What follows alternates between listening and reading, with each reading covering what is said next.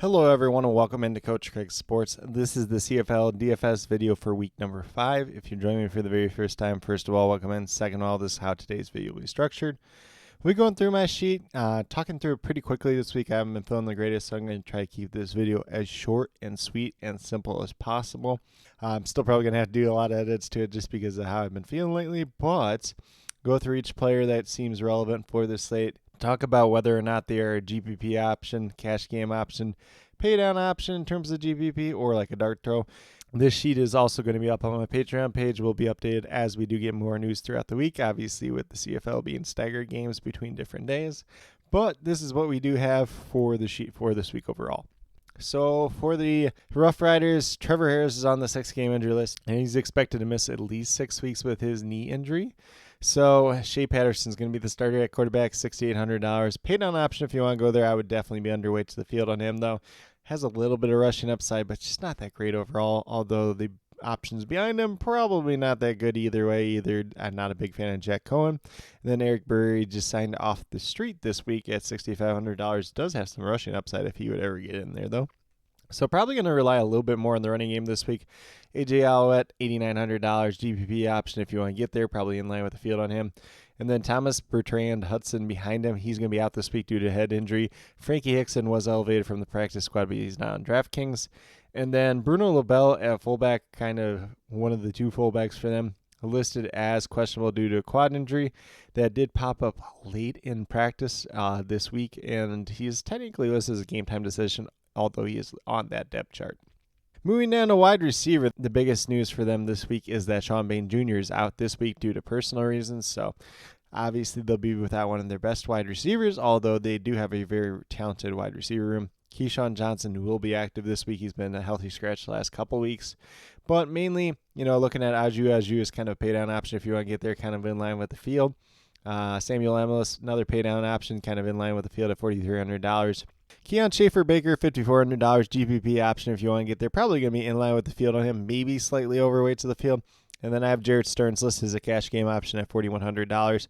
It will definitely be overweight to the field on him. And then in terms of their defense, $3,900 to go against the Argonauts this week. There is some upside to be had there, kind of as a pay down option. I think they have a decent defense. So I'll be overweight or slightly overweight to the field on them this week overall.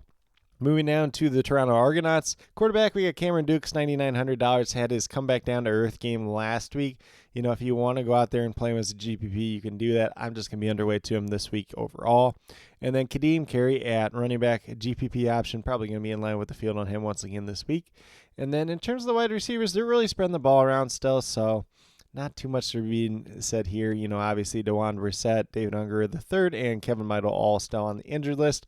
Everybody else appears to be healthy at this point in time. One key note is that Malachi Polk was moved back to the practice squad. So just keep that in mind as you're building out your lineups this week. Don't play Malachi Polk, but anybody else, if you want to throw him in a GPP, you can definitely do that. Coxie's still probably going to be my favorite one overall. Then in terms of the Argonauts defense, $4,500 potential cash game option will be overweight to them. They have a pretty good defense, and I do not trust Shea Patterson at quarterback whatsoever. Move down to the Ottawa Redblacks. If you want to play Drew Brown at quarterback, you can still do it at $8,600. There is a little bit of upside to be had there, as we kind of saw last week, but that might have been the best chance for him to succeed was last week, so it kind of remains to be seen. But if you want to get there, you can definitely get there. And then we have Raquel Armstead at running back, $6,200 GPP option, maybe slightly overweight to the field on him this week overall. He's had some upside, looked pretty good at times this season, so if you want to get there, you can definitely get there.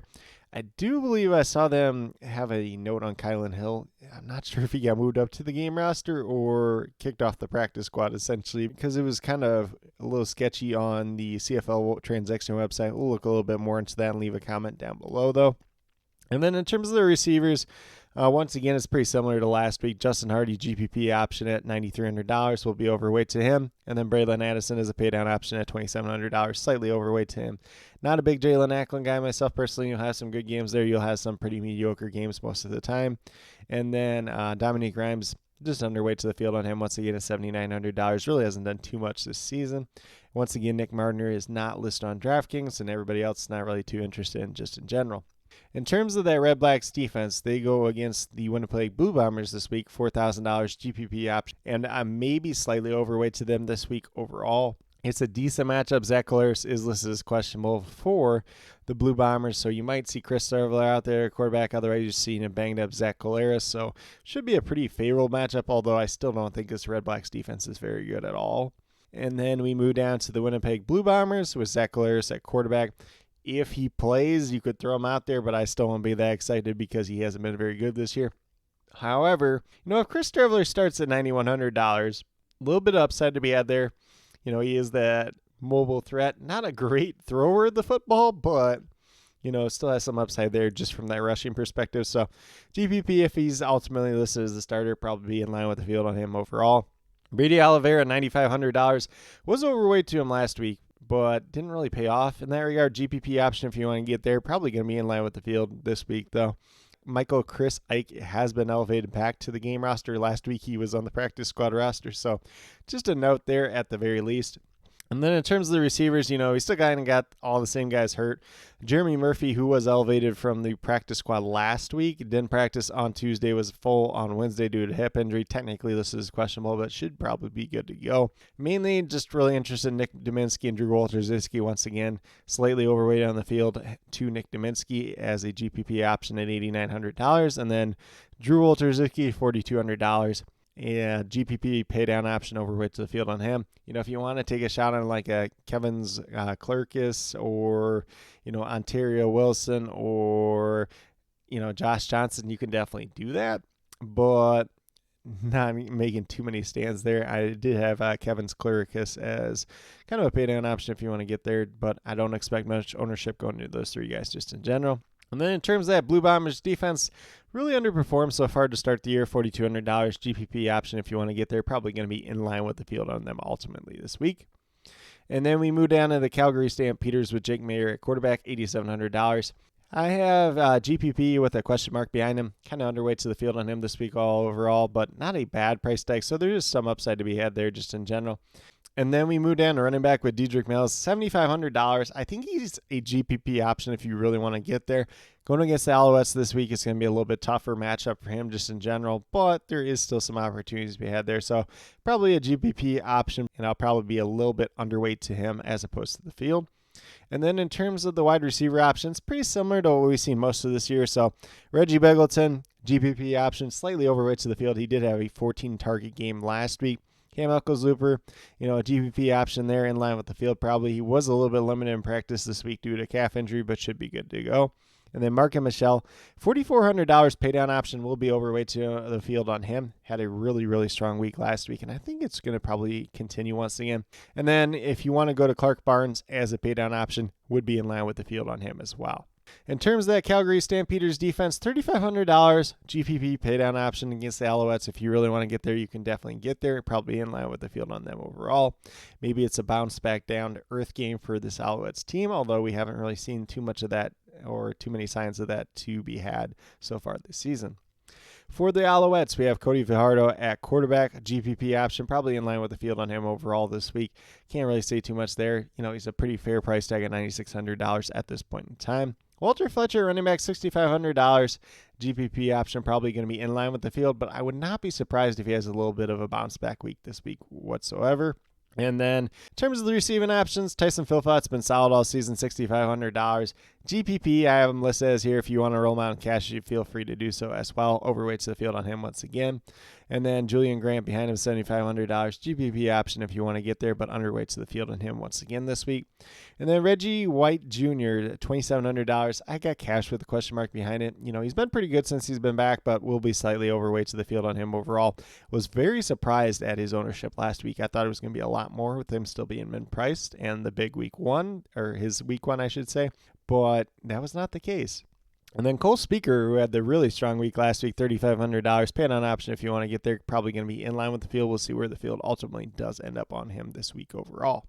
And then we move down to that Alouettes defense. Probably just going to be in line with the field on them. Going against Calgary Stampeders, there are opportunities to be had there. If Jake Maier has a bad game, could definitely be a good week for this Alouettes defense. They've been playing really solid all season, so definitely do like the upside of them. And at the same time, the downside is probably not that bad either way. Moving down to the BC Lions, we got Vernon Adams Jr. at quarterback, $12,100, by far the most expensive quarterback on the slate. GPP option, and probably going to be in line with the field on him once again this week. William Stanback looked a little bit better last week, so $7,800. If you want to go there, you can definitely do it as a GPP option. Probably going to be in line with the field on him this week overall. And then in terms of the wide receiver options, we got Alexander Hollins, GPP option, probably going to be in line with the field on him at $10,600. Was limited on Wednesday due to a hamstring injury, so we'll monitor that as the week moves along.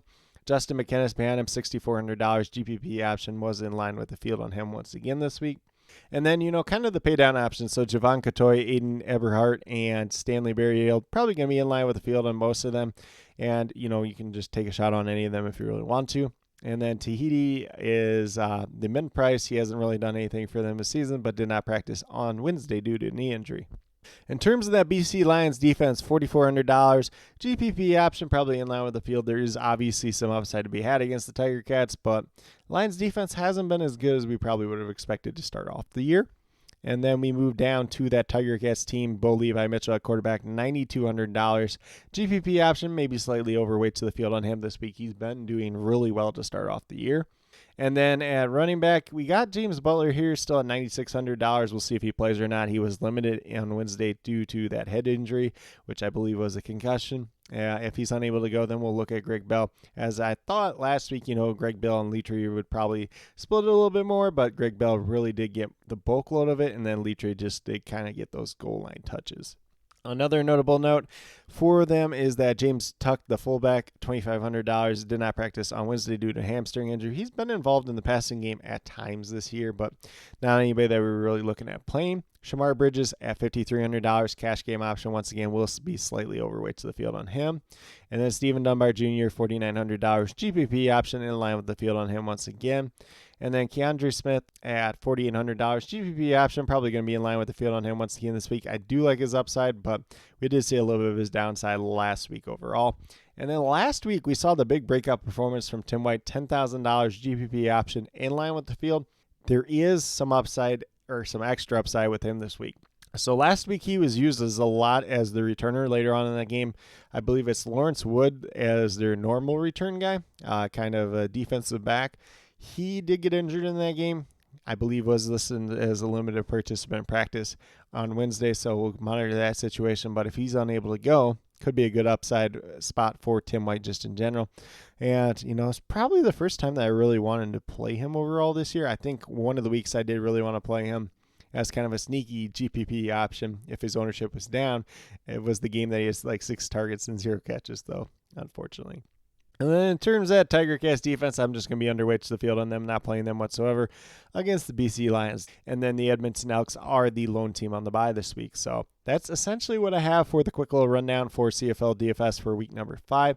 As always, if you guys have any other additional questions whatsoever, feel free to drop them down in the comments and I'll get back to you as quickly as possible. Once again, this sheet will be updated as the week moves along, so feel free to join on the Patreon, very small monthly donation over there, and you'll get all the updated information as much as possible.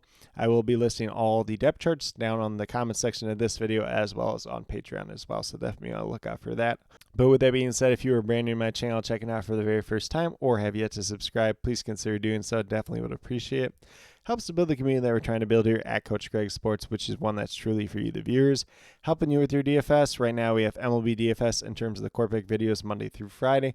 Missed the first couple of days this week because of being sick. Obviously, been doing that in the stream format with my new job. So typically that is going up at 4:30 Central Time on the daily basis. And then the next 2 days, though, have off. So we'll be going back to the pre-recorded format for those 2 days.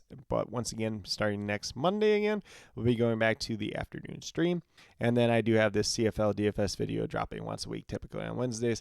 As always, if you're interested in sports betting, if you're interested in prop betting whatsoever, be sure to check out the links and promo codes down in the description below for Prize Picks, Parlay Play, and BetUS. If you're a brand new user on any one of those 3 sites, when you sign up, make your initial deposit, you will get a first match deposit bonus.